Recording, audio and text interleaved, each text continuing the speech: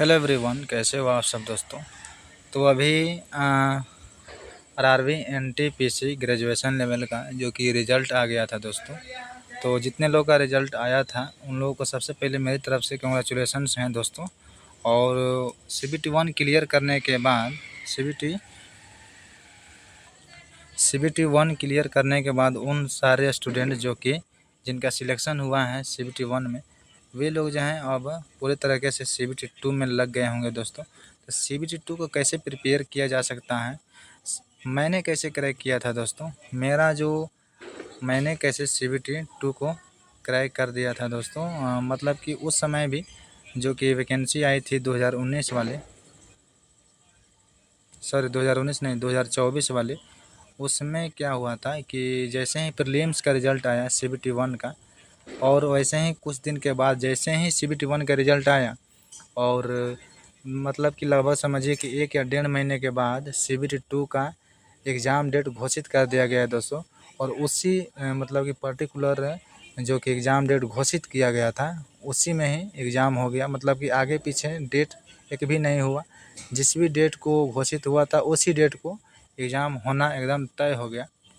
और इस बार भी क्या है कि 10 जुलाई को आपका एग्ज़ाम शेड्यूल है। तो ये समझिए कि आपको 10 जुलाई को ही एग्ज़ाम होना है दोस्तों।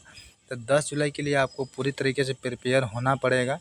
और सीबीटी 2 में आप अभी कौन सा स्ट्रेटजी लेकर के पढ़ रहे हो, मेरी क्या स्ट्रेटजी हुआ करती थी सीबीटी 2 को क्रैक करने के लिए। मैंने सबसे पहले क्या किया था, प्रीलिम्स जैसे मेरा हुआ था तो प्रीलिम्स होते होते मतलब कि उसके समझिए कि प्रीलिम्स के एक या समझिए कि 2 महीना पहले मैंने पूरा सिलेबस ख़त्म कर दिया गया था। चाहे वो मैथ्स के हो, चाहे वो रीजनिंग को या फिर जीएस का हो, या फिर कंप्यूटर का हो। मैंने ये सारे पोर्शन को, और एक बहुत ही रोल प्ले करता है दोस्तों जीएस और करंट अफेयर्स, ये जितने भी सेक्शन होते थे मैंने इन सारे सब्जेक्ट को कैसे इम्प्रूव किया था, इस पर्टिकुलर वीडियो में आपको ये जानने को देखने को मिलेगा दोस्तों। और सीबीटी 2 को क्रैक करने में आपको बहुत ही ज़्यादा हेल्पफुल होने वाला है। सबसे पहला यहाँ पे हम लोग देख लेते हैं, स्ट्रेटजी वाला वीडियो आप देख रहे हो। पहला हम लोग यहाँ सवाल डिस्कस करने वाले हैं कि मॉक और उसका एनालिसिस, यानी कि आप मॉक कहाँ से लगाओगे, मॉक कैसे देना है, आपको ऑफलाइन लगाना है या फिर ऑनलाइन लगाना है, ये बहुत मैटर करता है। सबसे पहले आपको ये डिसाइड करना होगा दोस्तों कि आप किस चीज़ में, मतलब कि ऑफलाइन सेट लगाने में सक्षम हो ज़्यादा या फिर ऑनलाइन लगाने में सक्षम ज़्यादा हो, ये आपको डिसाइड करना पड़ेगा। लेकिन मेरी ये सलाह मानिएगा तो आपको ऑनलाइन बहुत ही बेस्ट रहेगा दोस्तों। इसलिए कि आपका जो एग्ज़ाम्स होगा, अभी के समय में जितने भी रेलवे के एग्ज़ाम्स हो रहे हैं सभी के सभी जो हैं ऑनलाइन हो रहे हैं। तो ऑनलाइन जो एग्ज़ाम्स हैं बहुत ही मैटर करता है दोस्तों। उसमें क्या होता है कि आपका टाइमिंग पूरा मतलब कि चलते रहता है, और आपको दिमाग में ये रहता है कि मुझको जो है इतने समय में इतने सारे पोर्शंस को कंप्लीट कर लेना है। तो ऑनलाइन प्रेफर करिए, बहुत ही बेस्ट रहेगा। तो सबसे पहले ये क्वेश्चन रहेगा कि मॉक और उसका एनालिसिस। मॉक लगाने का तरीका देखिए क्या होता है। सबसे पहले आपको मेथड जानना होगा कि मॉक लगाते कैसे हैं। सबसे पहले आप अपना सिलेबस ख़त्म कर चुके होंगे अभी तक, तभी तो आप प्रीलिम्स क्लियर किए हो। सबसे पहले आप क्या कीजिए, मैथ्स को उठाइए। मैथ्स उठा लिया आप। मैथ्स में जो पहला वाला एक चैप्टर ख़त्म कीजिए, नंबर सिस्टम का आप सेक्शनल मॉक दीजिए। नंबर सिस्टम का आपको सेक्शनल मॉक देना है। सेक्शनल मॉक दिए, 10 क्वेश्चन का रहता है। 10 आपको आना चाहिए, 10 आउट ऑफ 10, यानी कि जितने भी क्वेश्चन रहेगा उसमें 10 में से 10 आपको आना चाहिए। इसलिए कि आप जो है पूरा सिलेबस ख़त्म कर चुके हो, और जिस भी आपको मतलब कि सवाल में आप लैग कर रहे हो, वहाँ पे आप फंस रहे हो, तो उस सवाल को आपको रिवीजन करना है अपने नोटबुक से, जो कि आप नोट्स बनाए हो प्रीलिम्स के समय में, उसको आपको ध्यान में रखना है। तो पहला आपने सेक्शनल मॉक दिया नंबर सिस्टम का, तो नंबर सिस्टम में आपको 10 आउट ऑफ 10 आना चाहिए।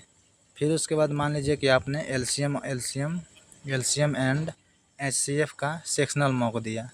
एलसीएम एंड एलसीएम और एचसीएफ, ये इसका जो आप सेक्शनल मॉक दिए, इसमें भी आपको 10 आउट ऑफ 10 आना चाहिए। एलसीएम एचसीएफ में भी आपको 10 में 10 आना चाहिए। एलसीएम एचसीएफ में जहाँ भी आप लैग कर रहे हो उस वाले मतलब क्वेश्चन को आपको देखने की ज़रूरत है, और एडवांस लेवल के क्वेश्चन आपको प्रैक्टिस करने की ज़रूरत है। उसके बाद मान लीजिए कि आपने यहाँ पे एक मान लीजिए कि प्रॉफिट एंड लॉस का आपने सेक्शनल मॉक दिया। सेक्शनल मॉक देना है आपको, कंप्लीट मॉक नहीं देना है। पहले सबसे पहले आपको सेक्शनल मॉक देना है। आपने प्रॉफिट एंड लॉस का सेक्शनल मॉक दिया, इसमें आपको 10 आउट ऑफ 10 आना चाहिए, यानी कि 10 आउट ऑफ 10 आना चाहिए आपको। यहाँ पे नंबर 10 आउट ऑफ 10 आना बहुत ही ज़रूरी है दोस्तों। इसमें आप मान लेते हैं कि 10 आउट ऑफ 10 नहीं आ रहा है, फिर भी आपको 9 आउट ऑफ 10 आना एकदम मस्ट है। नहीं आ रहा है तो आप प्रॉफिट एंड लॉस को फिर से रिवीजन कीजिए, 2 घंटा उसके लिए समय निकालिए, और बहुत ही ज़्यादा ज़रूरी है 10 आउट ऑफ 10 लाना, तभी जाकर के आपको CBT 2 निकालने में आपको बहुत ही ज़्यादा हेल्पफुल रहेगा। उसके बाद मान लीजिए कि आपने मैथ्स का एक सिंपल इंटरेस्ट और कंपाउंड इंटरेस्ट यानी कि CI और SI का आपने सेक्शनल मॉक दिया। इसमें भी आपको 10 क्वेश्चन आपको सेक्शनल मॉक में देखने को मिलेगा। वो सेक्शनल मॉक बहुत ही ज़्यादा इम्पोर्टेंट रहता है, जो कि आपको टेक्स्ट बुक के तरफ से प्रोवाइड किया जाता है। टेक्स्ट बुक में आपको अभी सेल चल रहा है दोस्तों, यहाँ पे मैं स्क्रीन में लगा दे रहा हूँ। आप टेक्स्ट बुक को परचेज कर सकते हैं, और 1 साल के लिए आप जो है इसे मतलब कि आप टेस्ट जो है लगा सकते हो इतने रुपए में। तो सेक्शनल मॉक आपने दे दिया, इसमें भी आपको 10 आउट ऑफ 10 आना चाहिए, यानी कि एक दिन में